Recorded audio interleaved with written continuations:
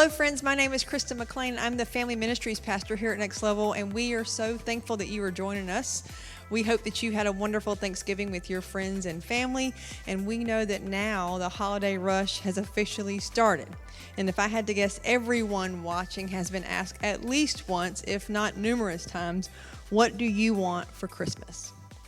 And it's not uncommon to be asked that question. It's very common. But what is uncommon is what children ask for at times. Have your kids ever asked for anything really strange? Over the years, my kids have asked for additional siblings and food that they did not have to share. And so I did a quick search and made a list of some surprising requests that children have asked Santa for at Christmas. There was the 3-year-old who really wanted an invisible puppy for Christmas. The 4-year-old who asked for a Costco-sized ketchup bottle to use for all of his meals. The 10-year-old who asked for a butler. The 5-year-old who wanted all 101 Dalmatians. The 15-year-old who asked for his own personal pound of bacon. The 8-year-old who asked for concrete and chicken wire. The 7-year-old who wanted a mouse, and her sister who wanted a snake. The 4-year-old who asked for her rights back. And finally, the 3-year-old who asked for purple. Every year at Christmas, kids and adults alike make their list. And some ask for Barbies, while others ask for fire trucks or Lego sets. And some ask for big things like cars or expensive jewelry. And others ask for just the basic necessities of life. And when you love someone, you want to make sure that you get them exactly what they want. And ideally, you want to see the look of joy when they open their gift. But that does not always happen. And that's why stores do a huge business after Christmas from people bringing back all those well-intentioned gifts that weren't quite perfect. We've all seen those ads that say, what do you give the man that has everything? And usually the answer is some exotic thing like cologne made from poison ivy or something. And we probably all know at least one person who has everything you can think of. And if they don't have it, you couldn't afford to buy it anyway. So you scratch your head and you wonder, what could I give him or her this year? And it's sad, really. We work so hard to find just the right gift, and then it doesn't fit, or it isn't the right color, or it was broken in the box, or they already had one, or worst of all, it isn't what they really wanted. And that's the worst. To give someone a gift they don't really want. Nothing makes you feel worse. And drop by drop, all the joy drains out of Christmas. There was a mother who was sick and tired of hearing her children always telling her what they wanted to get from Santa. So on one such occasion, she reminded them of the real meaning of Christmas. Christmas is a time of giving and not receiving. The children could tell that Mom really believed what sounded like absolute nonsense to them. So they secretly met and tried to figure out what was going through their mother's head. They finally came to a conclusion as to what must be done, so they went to her in a very concerned manner. The oldest child acted as the spokesperson.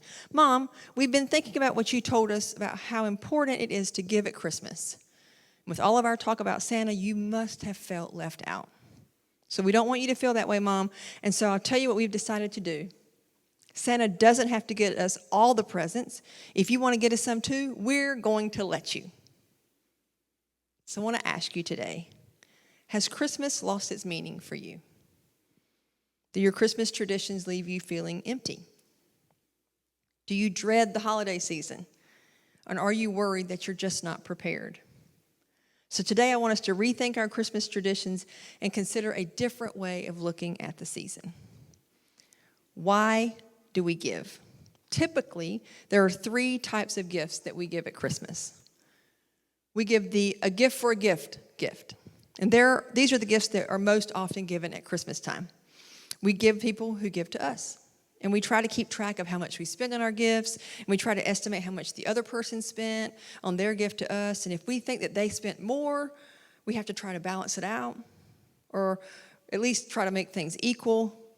Or we may have to go to the store to buy something more to equal out the gift. Or we may just make a note and buy something more expensive next year. And we feel awful if we haven't spent more or as much as the other person spent. And this keeps the cash registers of America singing each and every year, and that's the gift for a gift. Then there's a gift for a favor gift. These are a little less common. than the first one, but they're out there just the same. We buy people gifts who have done us a favor. Someone did something nice for us recently, so we feel like we have to pay them back because we have trouble running a deficit when it comes to giving.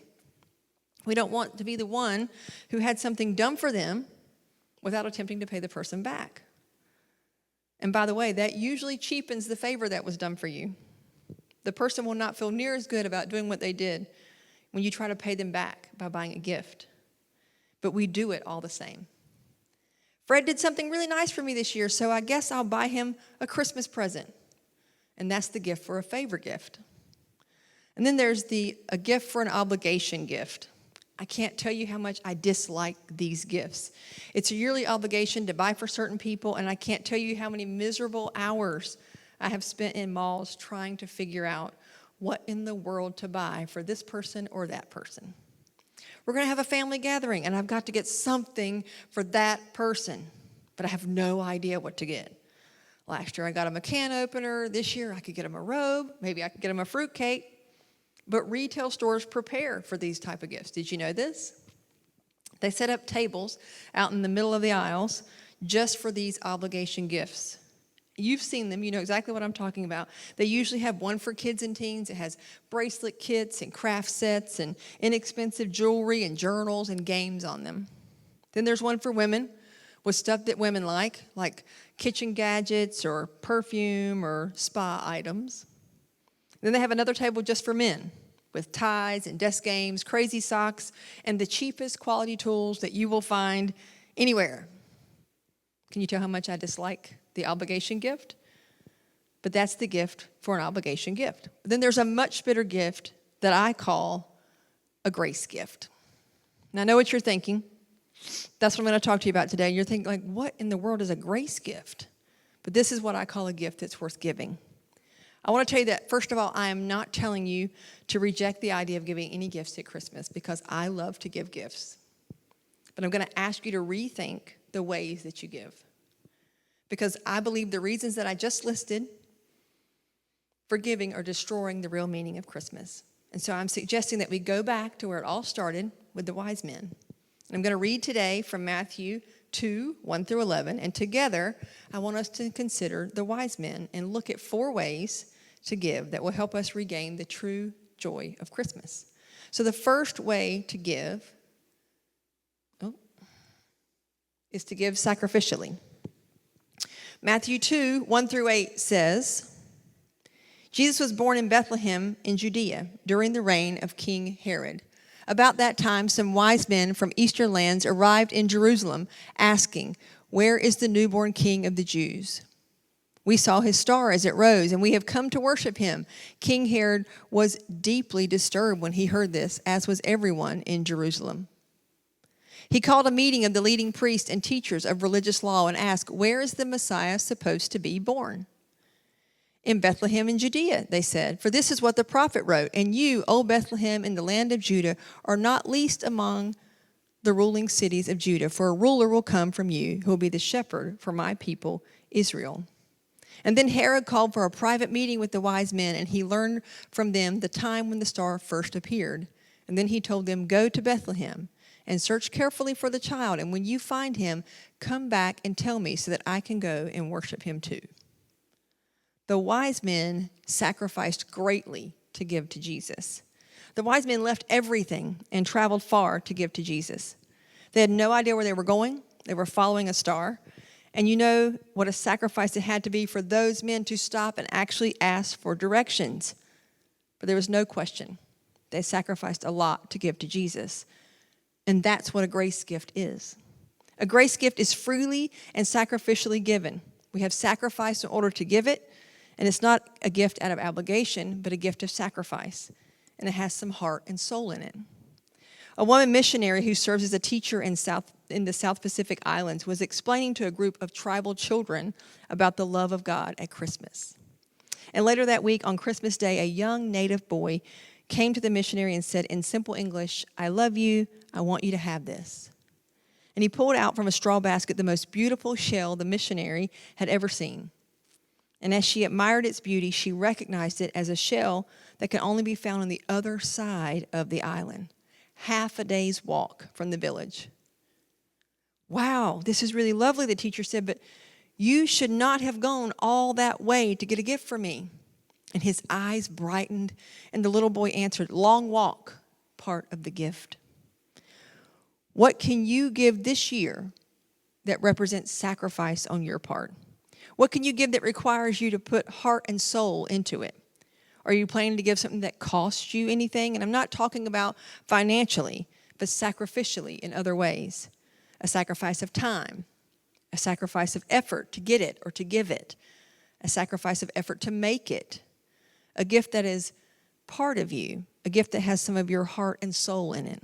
Or how about this? Husbands, what if your wife opens a huge package from you that has a tiny little piece of paper in it that says, honey, because I love you so much, I'm going to do all the laundry or clean all the bathrooms for you during the month of January. Wives, what if your husband's opened his package and you've written a letter to him telling him how much he really means to you, why you're glad you chose him to be your husband, and why you're so proud of what he's done for your family? Students, what if your mom or dad or sibling opened a gift from you that stated you were taking over one of their chores for an extended period of time? Or what about promising to wash your neighbor's car every month? That sounds better than a can opener or a tie. What can you give that requires you to put some heart and soul into it? What can you give this year that represents sacrifice on your part? The second way to give is to give personally. Matthew 2:9 says, after this interview, the wise men went their way, and the star they had seen in the east guided them to Bethlehem, and it went ahead of them and stopped over the place where the child was. The wise men did not ship their gifts via FedEx. They delivered them personally. They thought it was important that they show up and give personally.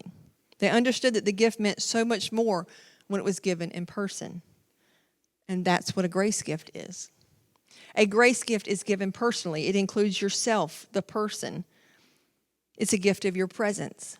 A grace gift is not an impersonal box. It's a gift of togetherness. It's a gift that recognizes the importance of relationships. A grace gift displays love, something that can't be done by just a simple mailed package. Have you ever felt the pressure of finding the perfect gift for someone you love? Maybe you spent hours browsing online shops and reading reviews and comparing prices and still could not decide what to buy. Or maybe you settled for something generic, like a gift card or a mug, and felt guilty for not being creative or thoughtful. Many people struggle with gift giving, especially during the holidays, when there are so many expectations and obligations. But what if I told you that there's a gift that's more valuable than anything you can buy in a store? A gift that's always appreciated, never goes out of style, and doesn't cost a dime. It can make someone's day. It can lift their spirits. It can strengthen a bond. A gift that's simple yet powerful, and the gift is your presence. Your presence means more than any present because it shows that you care. It shows that you're willing to spend your time and attention on someone else rather than yourself. It shows that you're interested in their life, their feelings, their thoughts, their dreams. And it shows that you're there to support them, to listen to them, to laugh with them, to comfort them. And it shows that you value them as a person, not just as a recipient of your generosity. Your presence means more than any present because it creates memories. Memories that are more lasting and meaningful than any material object. Memories that can be cherished and revisited over and over again. Memories that make you smile or cry or laugh out loud. Memories that inspire you, motivate you, challenge you. Memories that can shape your identity, shapes your relationships, and your worldview. Your presence means more than any present because it's a gift of love, and it's the best gift you can ever give. So what can you give this year that's personal? How can you give of yourself? How can you spend some time with someone as a gift? Is there a widow in your neighborhood who would just love to have someone spend a couple of hours with her on Christmas Day? Do you realize what a gift of personal presence can do for someone? How about this? Wives, what if your husband opens a package that has a note that says, honey, because I love you so much, I want to get up every Monday morning and fix you breakfast and pray out loud for you and your activities in the coming week so that you can get your week off to a fabulous start. Husbands, what if your wife opens a package with a note that says, honey, because I love you so much, I want to give myself to you. I promise to set aside one whole day each month in the coming year just for you and whatever you would like for us to do together. 12 days in the coming year just for us. Parents, what about giving a gift to your children of spending one Saturday a month with your child doing whatever they want to do for the day? Students, how about writing a letter to a friend, a teacher, a small group leader, a parent, a coach, to tell them how much they've impacted you or made a difference in your life? Sharing words like that can mean the world to people. Or perhaps you give a gift to a person in a nursing home that you will promise to spend an hour with them once a month for the coming year. Spending time with someone is the personal gift of grace. How can you give of yourself this year by spending time with someone? The third way to give is to give joyously. Matthew 2:10 says, when they saw the star, they were filled with joy. The wise men were overjoyed when they saw the star. They were thrilled to find baby Jesus. They were overjoyed to be able to find a child and present their gifts to him. That's what a grace gift is. A grace gift is a gift of joy. It's a gift that brings tremendous joy to the giver and to the receiver. A grace gift causes the giver and the receiver to be overjoyed. Father John was a young, handsome, and filled with desire to change the world pastor at a new parish. And everyone was surprised by his energy, and he seemed to love life and every challenge that it brought. Bridget's parents felt that it was their duty to make him an integral part of the community. And so Father John often attended their private family functions and shared meals with them every single week. All 9 of Bridget's brothers and sisters liked Father John because he seemed to enjoy hanging out with them as well. Father John had not been out of seminary long, and he came from a large family of about 12 kids himself. So he recognized the sibling struggle for some sort of individuality. And he spent time getting to know each one of them. Not just obvious things like favorite sports or subjects, but also things that they didn't feel like they could share with anyone else, like fears and insecurities. And on Christmas Eve, Father John drove up in his rusty old Pinto, and he began to unload 10 large wrapped packages. And each one was carried inside and placed under the tree. The children were perplexed because the packages were light as air, and each one shook with just a slightly different cadence. Father John just laughed before he left as quickly as he had arrived, and the children's speculation continued for hours. The next morning, the children raced down the stairs right past gifts from Santa to open the mysterious gifts from Father John. And inside each package were 3 giant boxes of our favorite cereal, all labeled in black marker with our names. And if you must understand, Bridget and her siblings lived in a strictly Cheerios and Rice Krispies house, and they were the knockoff brands at that. So this gift was a true treasure. It took a moment before they realized that the selections were not random. They were the single favorite cereal of each recipient. How could he have known? Father John had enlisted the help of the oldest brother. He had him as an accomplice, and he had him pretend to do a survey of favorite cereals weeks before so that he could surprise them on Christmas morning. The gift was perfect, and it brought great joy to each child. And although it would mean nothing to anyone else, to those kids it meant that they were special and deserved a unique gift. And it's what anyone would want in a gift. So what can you give that would cause you to be overjoyed? When was the last time you gave a gift that caused you to be filled with joy? When was the last time you were able to give a gift that brought a tear to your eye or to the eye of the receiver? Those kinds of gifts take some thinking and some sacrifice. But isn't that what Christmas giving should be about? After all, why do we give gifts in the first place?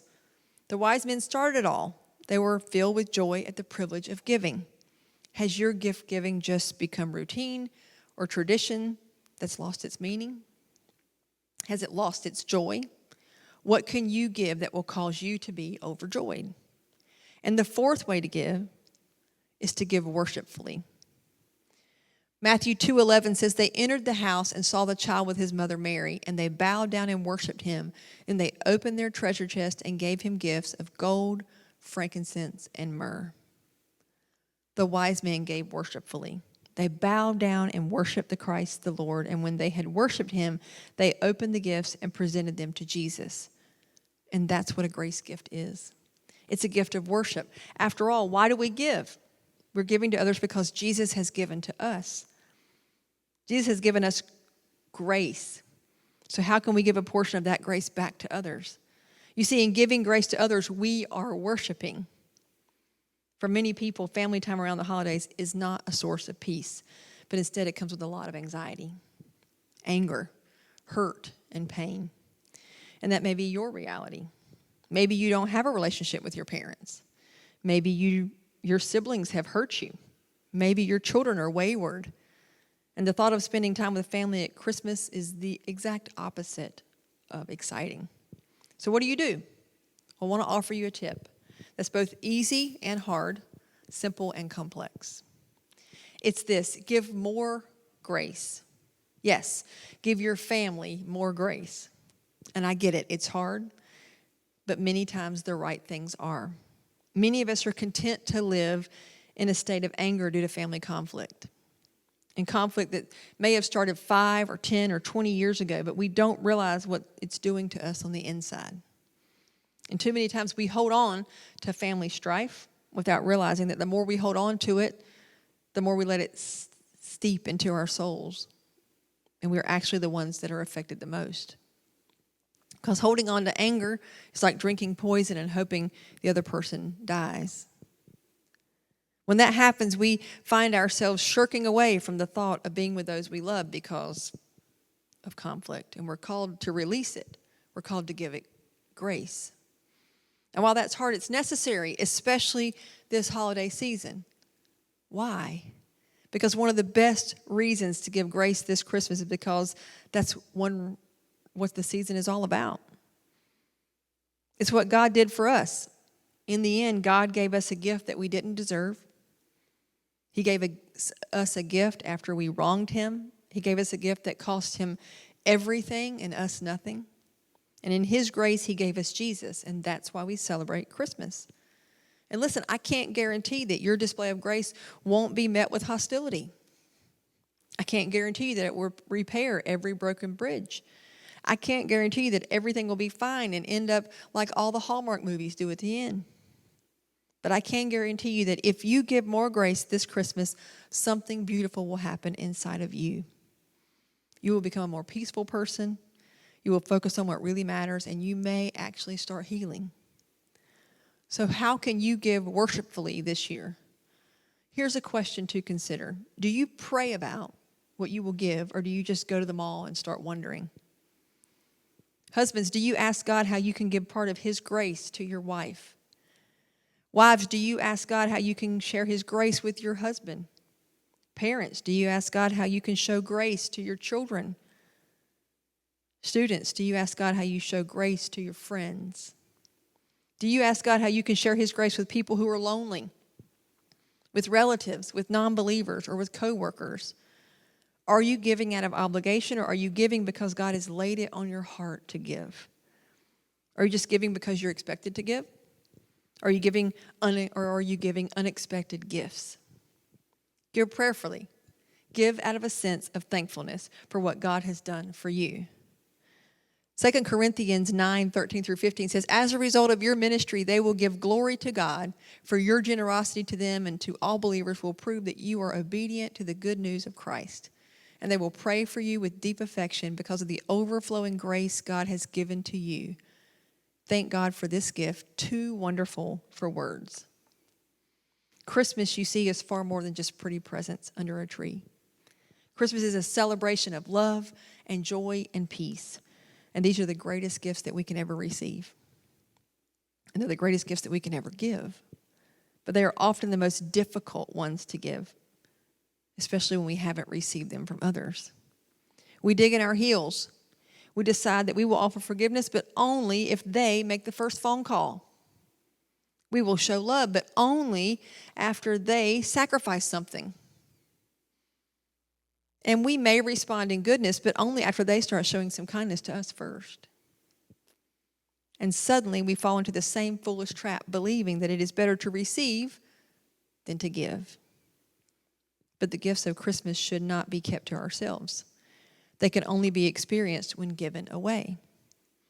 So who do you need to give grace gifts to this Christmas? And you may object, but I'm going to buy them something really expensive. I want you to rethink that. Try giving someone a hug. Try playing ball with your children. Try taking your spouse on a date and telling him or her that you love them. Try writing that letter that you need to write.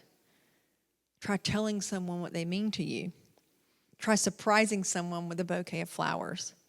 God has given you abundantly of His grace. Don't keep it to yourself. It is a gift worth giving. I want to close with a final story. It was originally printed in the December 14th, 1982 issue of Women's Day, entitled "For the Man Who Hated Christmas," and it was submitted by Nancy W. Gavin. I've always known it to be called the white envelope story, and I apologize in advance because I cry almost every time that I read it. It was just a small white envelope stuck among the branches of our Christmas tree, no name, no identification, no inscription. But it has peeked through the branches of our tree for the past 10 years or so. It all began because my husband Mike hated Christmas. Well, not the true meaning of Christmas, but the commercial aspects of it, the overspending, the frantic running around at the last minute to get a tie for Uncle Harry or dusting powder for Grandma, and the gifts given in desperation because you couldn't think of anything else. And knowing he felt this way, I decided one year to bypass the usual shirts and sweaters and ties and so forth, and I reached for something special just for Mike. The inspiration came in an unusual way. Our son Kevin, who was 12 that year, was wrestling at the junior level at the school that he attended. And shortly before Christmas, there was a non-league match against a team sponsored by an inner-city church. The youngsters were dressed in sneakers so ragged that the shoestrings seemed to be the only thing holding them together. And they presented a sharp contrast to our boys in their spiffy blue and gold uniforms and sparkling new wrestling shoes. As the match began, I was alarmed to see that the other team was wrestling without headgear, the kind of light helmet designed just to protect the wrestlers' ears. It was a luxury that the ragtag team obviously could not afford. We ended up walloping them. We took every weight class, and as each of their boys got up from the mat, he swaggered around in his tatters with false bravado, a kind of street pride that couldn't acknowledge defeat. Mike, seated beside me, shook his head sadly. "I wish just one of them could have won," he said. "They have a lot of potential, but losing like this could take the heart right out of them." Mike loved kids, all kids, and he knew them, having coached Little League football and baseball and lacrosse, and that's when the idea for his present came. That afternoon, I went to a local sporting goods store, and I bought an assortment of wrestling headgear and shoes, and I sent them anonymously to the inner city church. And on Christmas Eve, I placed an envelope on the tree and the note inside telling Mike what I had done and that this was his Christmas gift from me. His smile was the brightest thing about Christmas that year and in the succeeding years. For each Christmas, I followed the tradition, one year sending a group of mentally handicapped youngsters to a hockey game, and another year a check to a pair of elderly brothers whose home had burned to the ground a week before Christmas, and on and on. And the envelope became the highlight of our Christmas. It was always the last thing on Christmas morning, and our children ignored their new toys, would stand with wide-eyed anticipation as their dad lifted the envelope from the tree to reveal its contents. And as the children grew, the toys gave way to more practical gifts, but the envelope never lost its allure. But the story doesn't end there. You see, we lost Mike last year due to dreaded cancer. And when Christmas rolled around, I was still so wrapped up in grief that I barely got the tree up. But Christmas Eve found me placing an envelope on the tree. And in the morning, it was joined by 3 more. Each of our children, unbeknownst to the others, have placed an envelope on the tree for their dad. The tradition has grown, and someday will expand even further with our grandchildren standing around the tree with wide-eyed anticipation, watching as their fathers take down the envelopes. Mike's spirit and the spirit of Christmas will always be with us. Friends, this Christmas can be different. The joy of the season can return. You can start a tradition of grace in your Christmas giving this year. We have all received God's grace, but not to keep it for ourselves, but to give it away. Isn't that a gift worth giving? Isn't that what Christmas is all about? Let's pray. Jesus, we have come to you today, thanking you for the grace that you have given us. As we are entering this busy season and often hectic holiday season full of demands, help us be willing to give sacrificially.